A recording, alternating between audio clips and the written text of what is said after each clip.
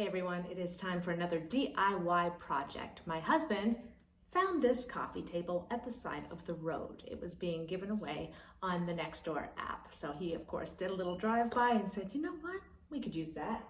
It's solid, it's from IKEA, and I think it's time to give it a little bit of a facelift. We'll be using the Dixie Belle chalk paint as well as possibly another paint. I'll have to see how the chalk paint looks first. And I'm also going to be using a stencil. So let's get to work. So I start off by just cleaning the table first of all. Dixie Belle paint does have a cleaning solution you can buy, but I'm just using the Lysol disinfecting wipes because they work really well. They take care of cutting out any grease that's on the table, any dirt, any dust, and I just happen to have them on hand and didn't have to buy them, so works for me. Next, it's time to apply the Dixie Belle paint. I'm using chalk mineral paint. The color is drop cloth. It's got 0 VCOs, so there's no smell. It goes on really well, thick. Just use a brush. And I also used this on some headboards, so a little goes a long way. And I start off using the brush, obviously not being super careful. I just love this because you don't have to prime it. And then I went on and used my roller to get a nice even finish on the table. And the best thing about this paint, it takes about an hour, maybe less, to dry. So you can do quite a bit in a day, but I left it a little longer than that sometimes. All right, here are the mandala stencils that I bought. I got them from Amazon, measured out the middle of the coffee table. Found 2 different golds, wasn't sure what I was going to use when I went to the craft store. I bought the Folk Art multi-surface. I went with the antique gold because I really wanted it to pop. And I found the brushes at the craft store too. Didn't cost much at all. And these stencils from Amazon are like less than $10. And I think they sent me about 10 or 11. So I had lots to choose from.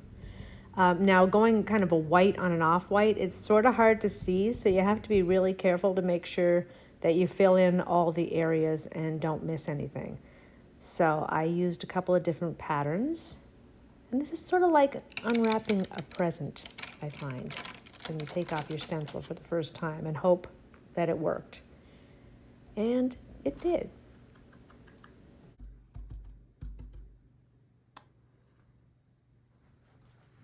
I'm liking this. We started with 3 and then I thought it looks like it needs a little bit more. So now we have 3, 4, 5, 6, 7 and an 8th on the bottom.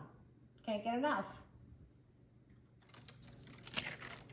Now the reason I went with mandalas is because they represent peace and harmony. And who doesn't need a little bit more of that in their world?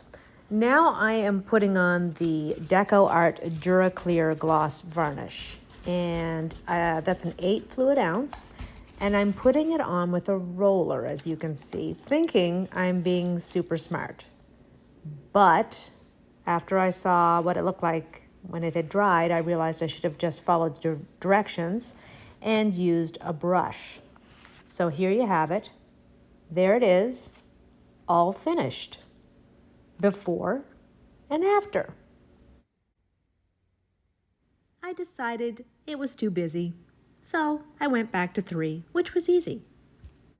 And that's the beauty of paint. You can always change things out, which I may do in a month or 2 if I get tired of this. And it's inexpensive, which I love. If you think this looked better before I even touched it, put it in the comments. If you liked it with more stencils, let me know. If you have suggestions for me, please feel free to weigh in. I get inspired by what I see on YouTube, and I hope you have as well. Please give me a thumbs up and have a great day and happy creating.